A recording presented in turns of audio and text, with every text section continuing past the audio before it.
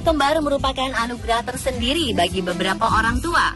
Ada yang gembira sekali menerima kabar tersebut, namun ada juga yang panik karena akan menghadapi dua anak sekaligus.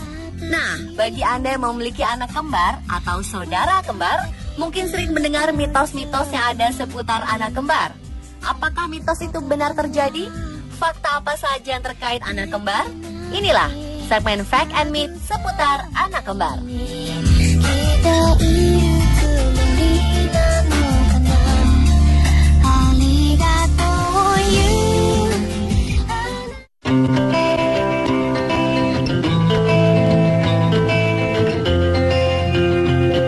Masyarakat di beberapa daerah memiliki mitos bahwa anak kembar yang keluar lebih dulu dari rahim ibunya adalah adiknya, bukan kakaknya. Alasan dari mitos ini adalah karena kakaklah yang membantu adiknya untuk keluar terlebih dahulu. Dengan kata lain, sang kakak mengalah. Namun pandangan ini keliru. Di dunia kedokteran, umur seseorang ditentukan saat ia dilahirkan. Jadi, siapa yang lebih dulu lahir, ialah yang lebih tua.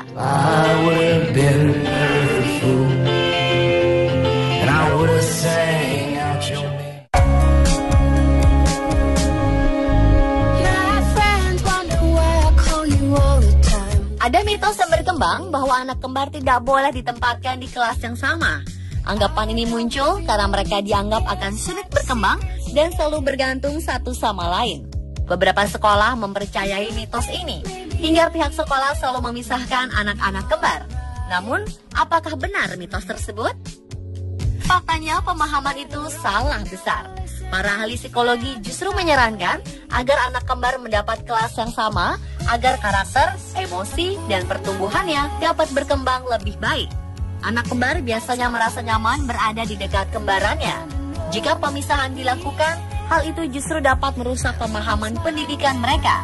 Ketika tiba waktunya, mereka akan memilih jalan masing-masing untuk menentukan minat pendidikan mereka.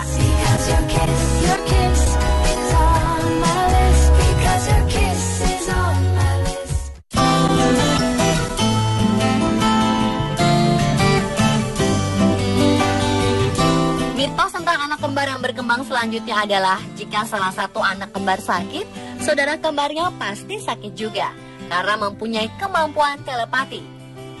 Mitos ini memang sering terjadi pada anak kembar. Terkadang di tempat yang berbeda pun anak kembar bisa sama-sama sakit atau jarak sakitnya hampir berdekatan. Misalnya salah satu sakit hari ini, seminggu kemudian saudaranya sakit lagi. Para dokter dan ahli kesehatan menyimpulkan bahwa keadaan ini memang wajar karena hubungan emosional anak kembar sangat kuat. Sejak di dalam kandungan, mereka selalu berdampingan. Inilah yang membuat mereka bisa merasakan hal yang sama dengan yang dialami saudaranya. Namun tak hanya anak kembar, hal ini juga bisa terjadi pada suami istri. Hubungan emosional yang dekat membuat mereka merasakan sakit yang sama dengan yang dirasakan pasangannya. Penyebab lain mengapa anak kembar selalu sakit berdekatan karena mereka biasanya ditempatkan dalam satu kamar. Jika yang satu sakit, bisa jadi yang lain tertular dari udara yang sama karena satu kamar.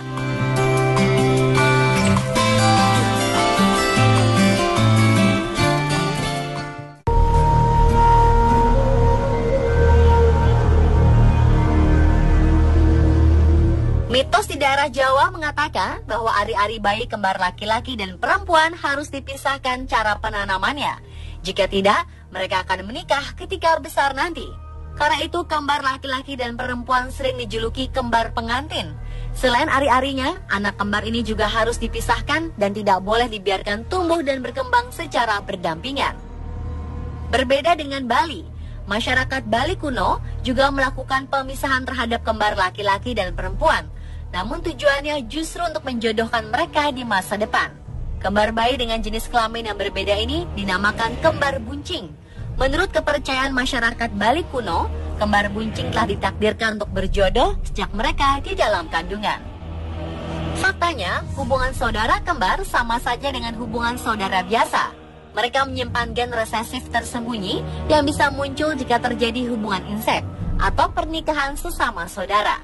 Jadi apapun alasannya, saudara kembar seharusnya tidak dinikahkan untuk menghindari munculnya gen resesif yang akan merugikan generasi berikutnya.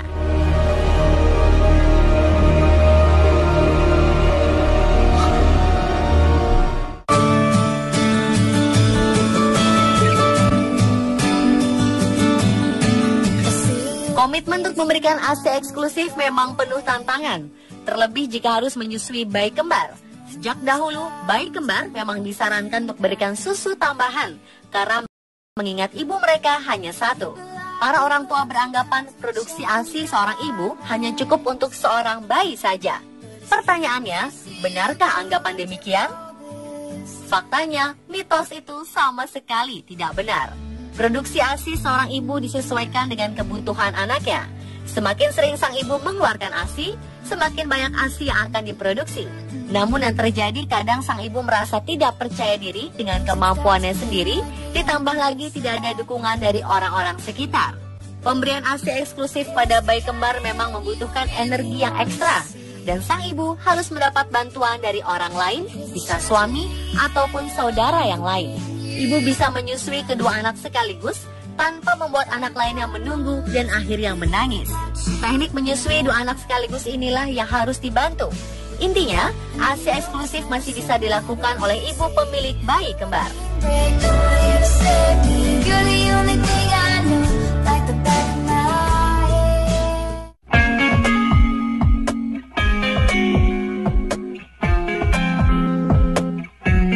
Ada beberapa saran dari masyarakat yang beredar bahwa jika kita ingin memiliki anak kembar, maka carilah pasangan yang punya keturunan kembar atau cari pasangan yang juga kembar. Ini memang ada benarnya. Peluang untuk anak kembar memang bisa dipengaruhi dari gen kembar pada diri orang tuanya. Peluang akan semakin besar jika memang ada salah satu dari pasangan memiliki gen kembar. Namun era ilmu kedokteran sekarang sudah semakin maju. Sudah tersedia obat pemicu tumbuh kembang sel telur untuk memicu pembentukan anak kembar. Kita bisa merancangnya terlebih dahulu. Gizi yang semakin baik bisa membuat janin kembar tanpa harus dirancang atau tanpa harus memiliki gen kembar.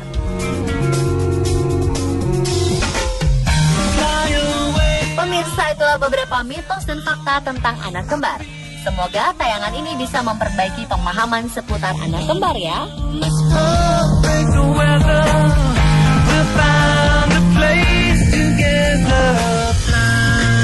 Hubungan saudara kembar sama saja dengan hubungan saudara biasa. Mereka menyimpan gen resesif tersembunyi yang bisa muncul jika terjadi hubungan insest atau pernikahan sesama saudara.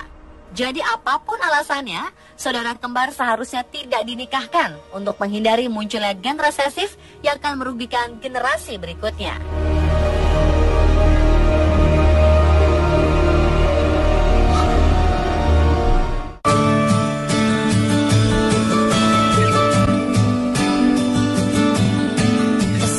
Komitmen untuk memberikan ASI eksklusif memang penuh tantangan, terlebih jika harus menyusui bayi kembar.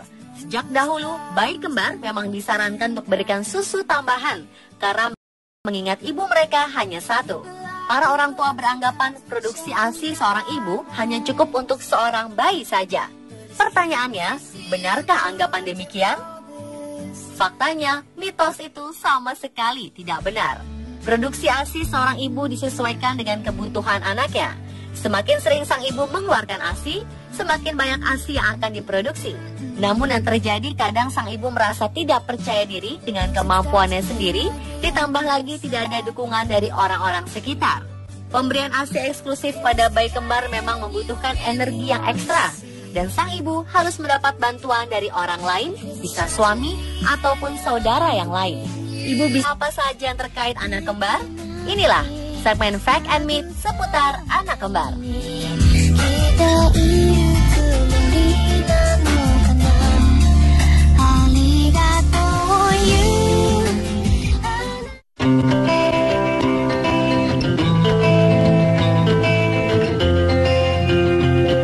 Masyarakat di beberapa daerah memiliki mitos bahwa anak kembar yang keluar lebih dulu dari rahim ibunya adalah adiknya, bukan kakaknya.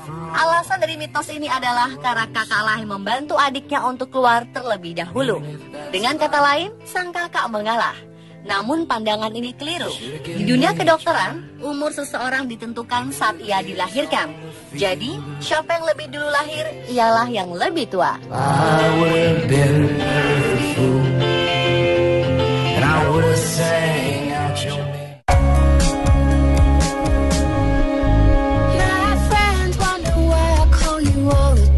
Ada mitos yang berkembang berkembang bahwa anak kembar tidak boleh ditempatkan di kelas yang sama. Anggapan ini muncul karena mereka dianggap akan sulit berkembang dan selalu bergantung satu sama lain. Beberapa sekolah mempercayai mitos ini, hingga pihak sekolah selalu memisahkan anak-anak kembar. Namun, apakah benar mitos tersebut?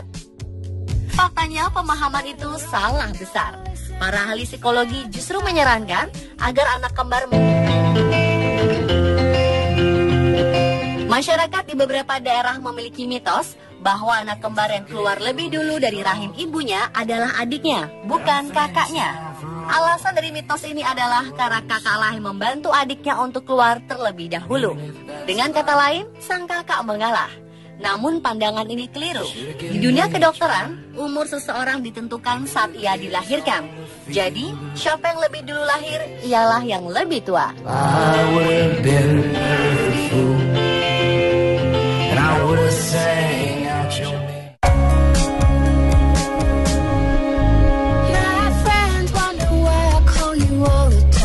Ada mitos yang berkembang bahwa anak kembar tidak boleh ditempatkan di kelas yang sama. Anggapan ini muncul karena mereka dianggap akan sulit berkembang dan selalu bergantung satu sama lain. Beberapa sekolah mempercayai mitos ini, hingga pihak sekolah selalu memisahkan anak-anak kembar. Namun, apakah benar mitos tersebut? Faktanya, pemahaman itu salah besar. Para ahli psikologi justru menyarankan agar anak kembar mendapat kelas yang sama agar karakter, emosi, dan pertumbuhannya dapat berkembang lebih baik. Anak kembar biasanya merasa nyaman berada di dekat kembarannya. Jika pemisahan dilakukan, hal itu justru dapat merusak pemahaman pendidikan mereka. Ketika tiba waktunya, mereka akan memilih jalan masing-masing.